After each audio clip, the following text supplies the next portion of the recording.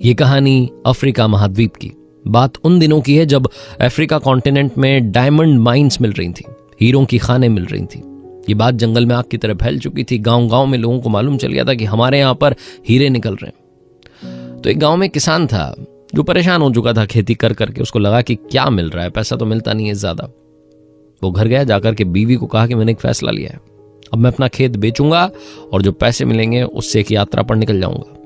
मैं अपने पूरे अफ्रीका में घूम करके उस डायमंड की माइन को खोजूंगा जो हमारी किस्मत बदल देगी। उसने बीवी से कहा कि कल तुम्हें मायके छोड़ने के लिए चल रहा हूं। अपने ससुराल में गया, वहां जाकर के बीवी को छोड़ दिया। ससुर जी को बता दिया कि देखना वापस आऊंगा तो अमीर दामाद बनकर के आऊंगा। वहां से आशीर्वाद लेकर के निकल गया। उम्मीदों का बोझ बहुत ज्यादा था। उसे लग रहा था कि डायमंड की माइन ऐसे ही मिल जाएगी और जिंदगी पलट जाएगी। ढूंढता रहा इधर से उधर, लेकिन उसे कहीं भी हीरे की खान नहीं मिली। वो कहते हैं ना, जब उम्मीदों का बोझ ज्यादा हो जाता है तो इंसान अंदर से घबराने लगता है, फ्रस्ट्रेट होने लगता है। इस पर भी निराशा हावी हो गई और एक पहाड़ से कूद करके इसने नदी में जान दे दी, क्योंकि इसे कहीं भी हीरे की खान नहीं मिली थी। ऊपर से खेत बेच दिया था, पैसे खत्म हो गए थे।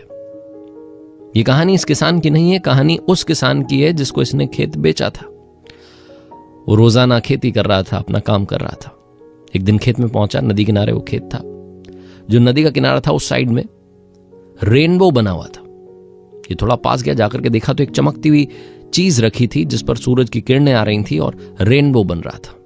ये वो चमकता पत्थर उठा करके घर ले आया और घर में रख दिया। इसको क्या मालूम कि क्या है। एक दिन एक रिश्तेदार इसके घर पर आया। उसने देखा कि यहां पर तो एक चमकता पत्थर रखा है।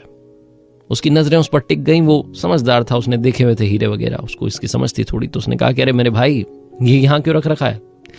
ये चमकता पत्थर वत्थर नहीं है, ये बहुत नायाब हीरा है। और ये कहां मिला तुम्हें? तो इस किसान ने बताया कि भाई मेरे खेत में मिला था। तो जो रिश्तेदार था उसने कहा कि मेरे भाई, वो खेत नहीं है, वो तो हीरे की खान है, उसे खुदवाना शुरू करो। अपने रिश्तेदार की बात पर भरोसा करके इसने वो खेत खुदवाया। खान बन गई और वो खान ऐसी वैसी नहीं थी, उसमें से हीरे ही हीरे निकले। ये व्यक्ति जिसको खेत बेचा गया था, जो खेती कर रहा था, ये मालामाल बन गया। एक वो किसान जिसके खेत में, जिसकी जमीन के नीचे ही हीरे थे, वो पूरी दुनिया खो जाए लेकिन उसे हीरे नहीं मिले। और दूसरा किसान जिसके खेत में ही हीरे छुपे थे। अपॉर्चुनिटी हमारे पास में है। अपॉर्चुनिटी को नहीं पहचानेंगे तो फ्रस्ट्रेट हो जाएंगे, लाइफ को कोसने लगेंगे, ऊपर वाले को कोसने लगेंगे, फैमिली को, ऑफिस को कोसने लगेंगे। लेकिन अगर आपने अपॉर्चुनिटी पहचान ली तो आप मौके पर चौका लगाएंगे।